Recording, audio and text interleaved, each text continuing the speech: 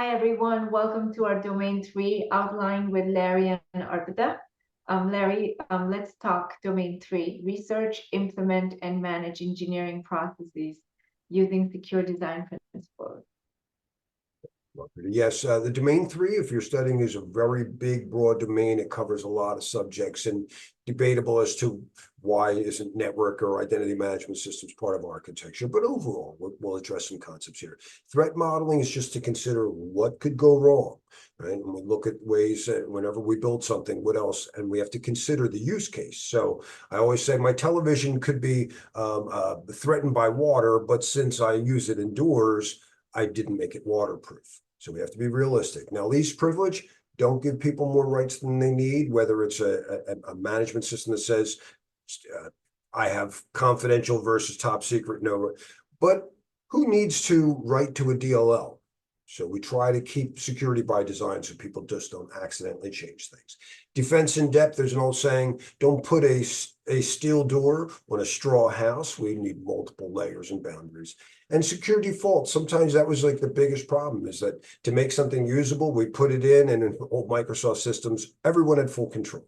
So we try not to do that. Default passwords and many things like that. All right, continuing on, 3.1.5 fails securely. So a lot of times the system, might just like have a process lock up. We don't want to have it then leave whatever unencrypted data sitting around.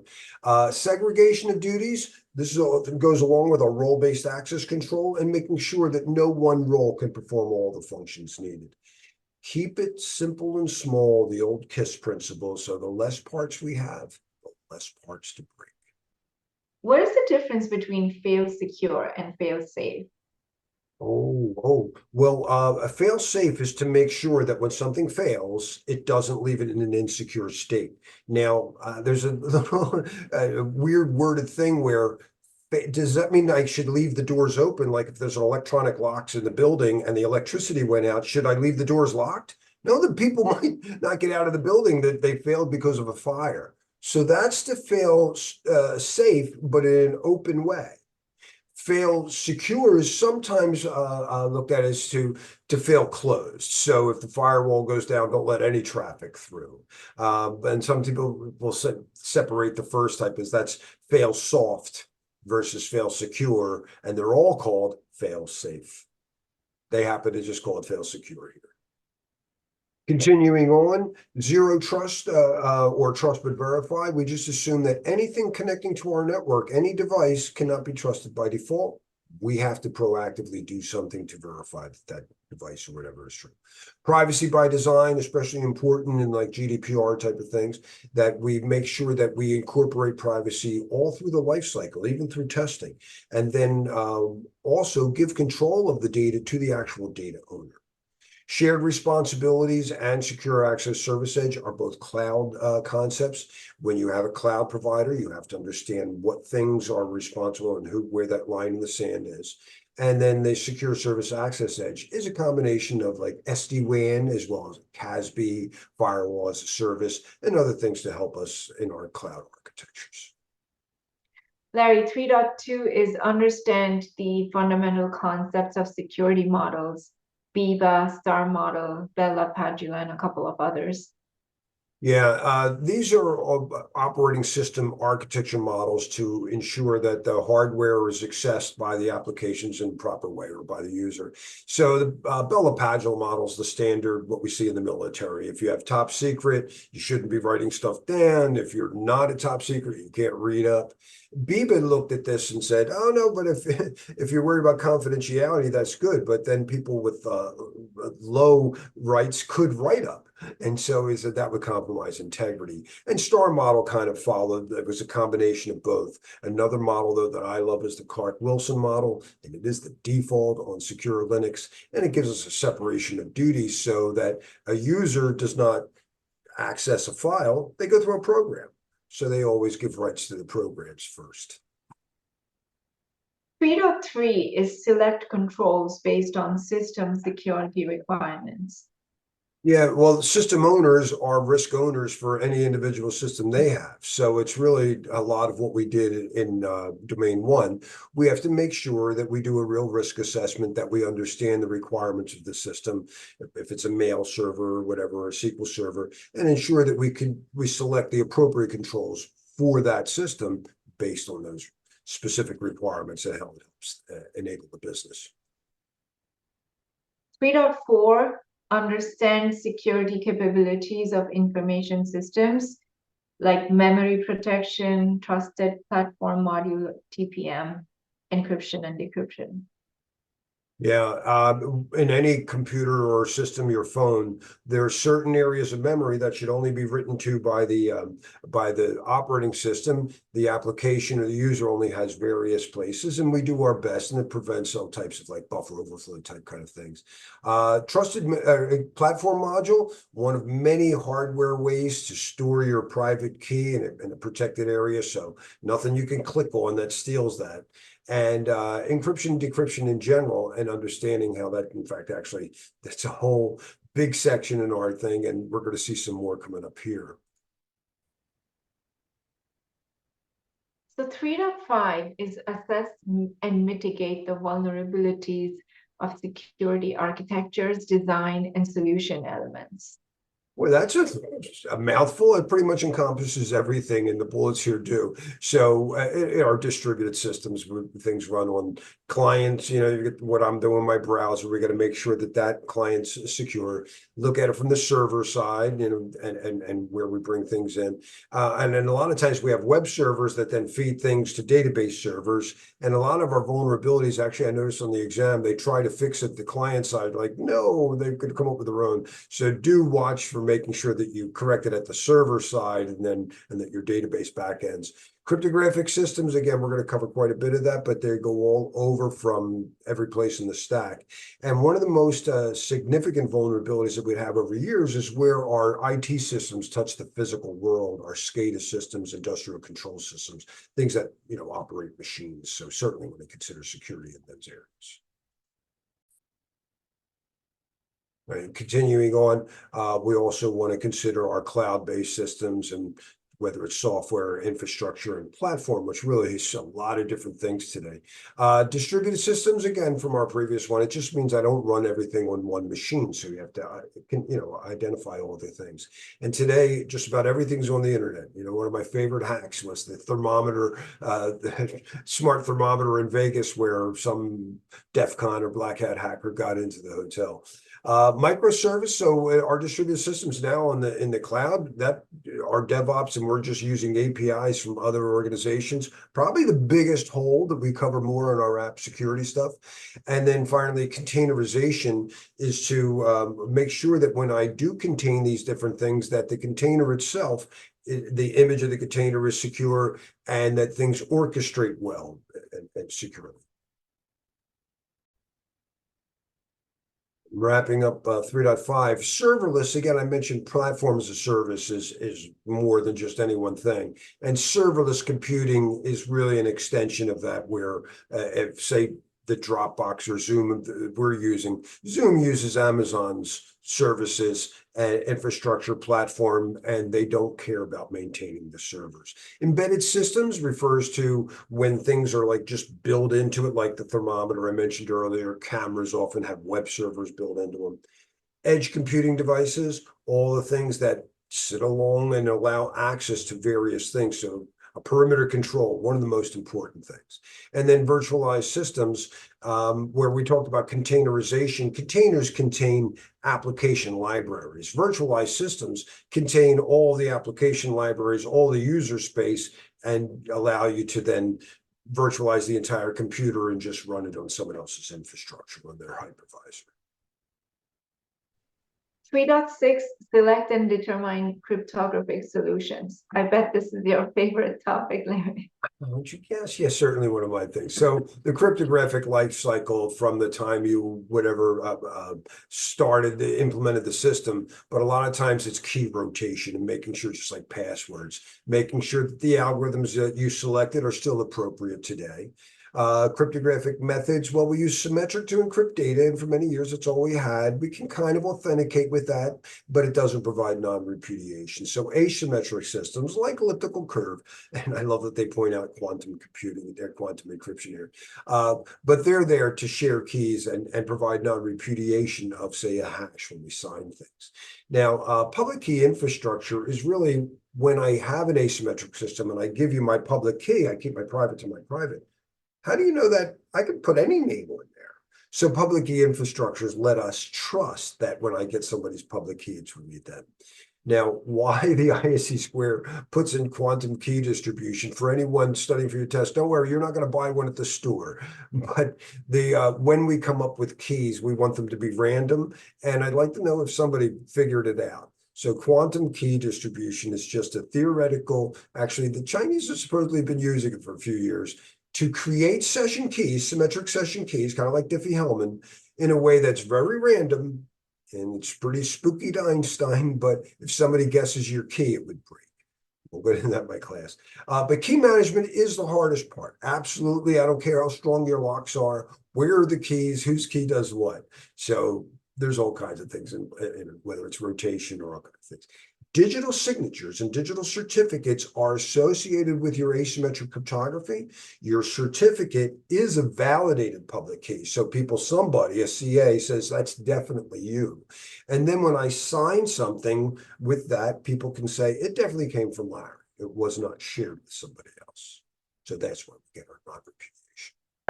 3.7 is understand methods of cryptanalytic attacks. Yeah, the crypto attacks, the short way. Sure, if I had I like to use a bicycle lock or even a jigsaw puzzle. Brute force is 0001. Does this piece go next to that piece? Let me try that. It should take a long time, right? So brute force is the slowest way. But typically that's the only thing you could do if all you have is the puzzle pieces, right? So if I have a jigsaw puzzle and I give you the pieces, but not a picture on the box, you're doing ciphertext only. If I give you the picture on the box of what it used to do, you're doing a known plain text attack. So all jigsaw puzzles are basically known plain text attacks. Frequency analysis is more a separate animal. It's more like the letter E statistically shows up more frequently than any other letter in the alphabet. So if you always encrypt the same letter the same way, like the Caesar cipher or pure substitution cipher, then it would be very vulnerable to frequency analysis. But moving up from the ciphertext only known plain text, suppose you could pick a jigsaw puzzle piece and ask somebody, just tell me where this piece goes. And then you pick another one, I wonder where that goes. And that's the chosen ciphertext. And eventually, I wonder if these pieces go here. Now, missing from here is the most powerful. Suppose you could come up with your own picture, or you come up with a word and you say, how would you encrypt the word test? Est tag.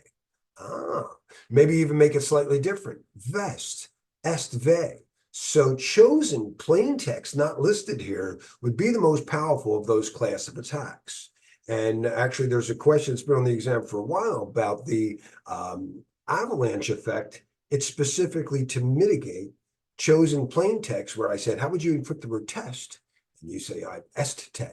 And I go, well, how would you encrypt the word vest? Est ve. I changed one letter and only one thing came out. So that's the purpose of the avalanche effect. Now, implementation attacks are just because you had all the good parts. I like to say, just because you had the best nails and the best hammer and the best wood doesn't mean you hammered the nail into the wood properly. And a lot of people, whether it's OpenSSL or the Heartbleed vulnerabilities, it wasn't the algorithms, it wasn't the keys, it was just the way they implemented. If you don't brute force, then but you found some other way, maybe the bicycle lock, rather than trying to guess every number, you just came up with bolt cutters. That's a side channel attack. Anytime you didn't brute force. Another classic hacking attack in anything is to just do something wrong. See what would happen. Will it give you sometimes? I remember web pages would sometimes like fail and give you this whatever. I'm thinking of the website, but Apache version such and such. This one plugged into that error. You're like, okay, I know what they're running. Timing attacks. Actually, one of my favorite timing attacks was on a password. If the first password systems used to reject you on the first wrong character.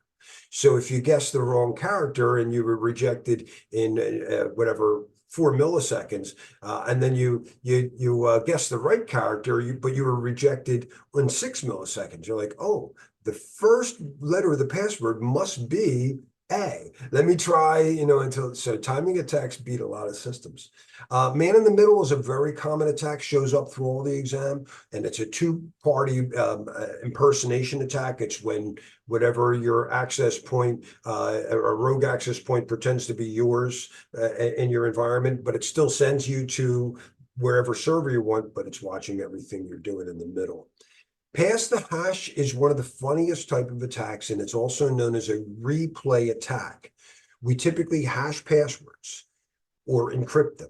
And people thought in the beginning, oh, the password's encrypted, so if somebody sniffs it out, they won't know what it is. But people just copy the encrypted version or the hash version and replay it. So we still see it in our Kerberos attacks. In fact, that's to the next one. Kerberos silver ticket attacks and golden tickets attacks are exactly passing the hash attacks. Ransomware isn't a crypto attack per se, but it is using encryption to encrypt your data, and it's very common. I'm sure the student here is very familiar with these things, and you got to do backups or and snapshots of things. 3.8 is about applying security principles to site and facility design.